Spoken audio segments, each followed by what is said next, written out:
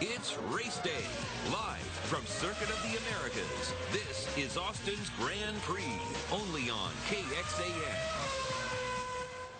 And welcome live to KXAN's coverage of Austin's Grand Prix, the Formula One race coming up in 2 hours. We've got an action-packed show here at 11 o'clock for you, and we appreciate you joining us. I'm Robert Hadlock. I'm joined by my colleague Shannon Wolfson. John Bisignano, the former driver and veteran motorsports broadcaster, is with us again this year, and of course Jim Spencer. Biz, this is a very crucial race, even though we know who's going to win the overall championship. But there are others involved that are this is quite crucial for them, this race. It means everything to them. Yes, when we were here last year, of course, Vettel had already taken the championship, and well, I mean, we were hoping that he was going to take the championship, but the whole talk was about he and Alonso. You know, the last few laps. What's going to happen? Can he secure the championship here? Well, he is world champion, and also the Red Bull team won the constructors' championship. So the number one position is wide open underneath that. Talk to us, John, about the money involved, really, when it comes to next year's race. Exactly. I mean, sure. I mean, if World Championship, I'm going to go for that. But all the way down the bottom, Shannon, you have teams that their very survival could depend on these two races, on how they do here. There's what's called the Formula One Travel Fund, and there's 11 teams, and unless you make it into the top 10 of those teams, which 3 teams are battling to do that, only separated by 1 point, well, then you get that travel fund. That can be $50 or $60 million into your budget. At race time at 1 p.m., we're expecting 83 degrees, maybe warmer, with a high today of 88 degrees. We've been keeping records in Austin, Texas since the 1800s, and we've never had a November 17th warmer than 86. So a record-breaking high temperature today. I wanted to ask our expert and former driver, Biz here, what is the impact, or could the impact be with these excessively high temperatures today? And how about that wind? I heard yesterday that the wind affected the drivers some. What does that do to you as a driver? Well, 2 things quickly is all the practice and qualifying that has been going on for the last 2 days, because those temperatures were in the 60s and 70s. Right. You can basically take all that information and throw it away. Wow. Because the cars are so affected, especially the tire and the tire wear. And they've been thinking, well, we can get by with 1 stop. Now every team manager's down there going, my gosh, it's going to be 88 degrees. What are the tires going to do? They have no information, certainly not from last year, or in the beginning of this week for this year. So tires are a huge question mark, and all of that technology only has those 4 patches of rubber hitting the ground, so they're absolutely essential. Yesterday, the wind was really dynamic, and there's nothing worse than going 180 miles an hour, and all of a sudden, a 30-mile-an-hour crosswind hits you. That can be a little disturbing to a driver. These things are aerodynamically perfect, and when another force of air from another direction other than straight on interrupts that flow, the downforce, the thing that keeps the cars on the ground, is very disturbed. Now here it's not going to be so bad today, but yesterday, I'll tell you, there were some not so happy drivers when it came down, especially on these long straightaways to get by a crosswind. But the temperature and tires, no one knows what's going to happen. Going to be interesting. Yeah, I guess. All right, Biz, there's been a lot of talk about that.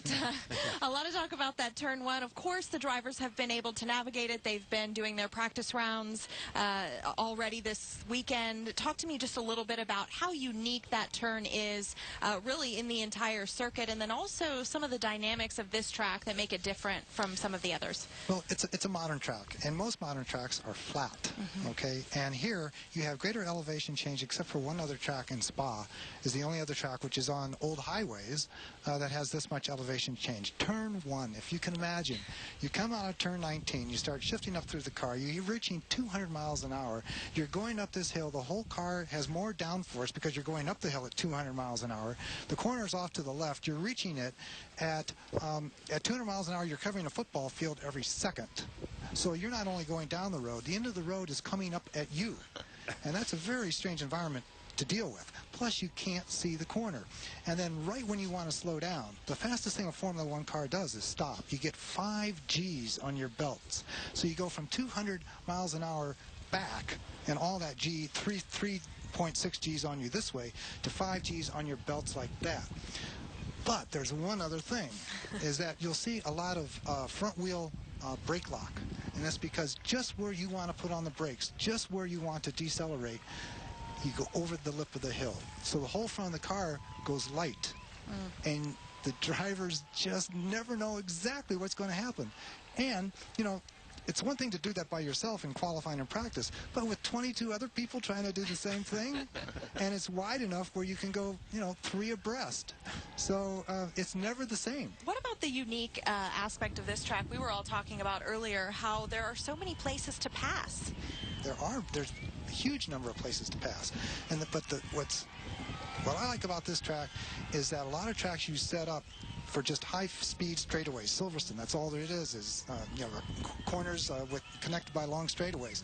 But here you have the twisty-turny bits, you've got the hairpin right down here behind us, and you've got straightaways that allow you to go just at 200 miles an hour, down to a 60-mile-an-hour turn that you can't see. So the drivers love a challenge. They love this track, and they love the town. I'll tell you, we've become a little bit remote in some of our locations around the world, and for them to come here, they are so happy to be welcomed and to be having such a great time. I think they know 6th Street better than they know Turn 1. So and they can walk around with anonymity, really. Absolutely. Here in Austin. If you were anywhere in Europe and South America, Japan, they can't go out their front door because they are just covered by fans. John, here we are, the biggest, richest, best country in the world, and there's no F1 driver from the U.S. here today. And that's been going on for a long time. Our greatest hopes are, of course, Connor Daly and Alexander Rossi. Rossi is actually doing some test driving, and he is the 3rd driver for Caterham. But it's a huge problem. There's 2 things. One is that there are so many forms of professional racing in the United States. If you have a talent, you can go to either one of those and try your best and find the sponsorship and prove yourself and have a professional career. But on a global basis, if you want the top, it's Formula One. So that's why countries lend themselves to promoting drivers. Like Mexico has 2 drivers. Brazil has had many successful drivers. Germany has had world champions, more than we can count. And for an American to move to Europe and to go up against all of that, away from friends and family, never on your home track, it's really difficult when they could be in the States and doing the same thing with the same talent and getting much more reward, making much more money. So we have 2 young men that are very dedicated to Formula One. They have the talent. If either one of them had $10 or $20 million in their pocket, they would have a Formula One drive. That's just the politics and the economics of the sport. We need it. Formula One is very popular in the United States, and it would be more popular with an American driver. Mario Andretti was certainly a great ambassador for the sport, and we had huge ratings when he was winning the championship. We're working on getting a USA driver here, and eventually it's going to happen, right? Absolutely. Yeah. Absolutely. The talent's there, and they're getting the experience, and it is their goal, and that they're not going to stop until they get there. Biz, our expert and former driver, was telling us earlier the impact of wind and heat on this race with so many different things that can affect a race. How does a guy like Vettel win 7 in a row? How's that possible? Did you ever win 7 in a row? Not in a row, but I've had my share of victories, but not in a row. And he's won 11 this year, so it's total domination. And what happens, Jim, is just when a engineer and a driver absolutely just come together and they have the same thought, the same plan, and it works out in the car weekend after weekend after weekend, it just gets better and better and better. Obviously, it's a lot of talent, but they have given him the facility that matches his talent. I see. We're proud as a Peacock to be airing the race live. And John, quickly, what should viewers look for?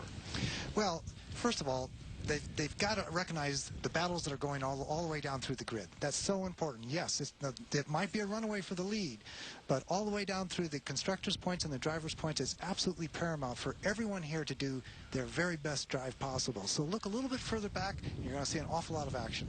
Excellent. And John, congratulations. We know this is your 250th yes, it Grand is. Prix race. And I love being here in Austin for it. We love having you. Thank you. Thanks for joining us. Keep it here on KXAN for more F1 coverage. Mark only has one more Grand Prix before he retires from Formula One.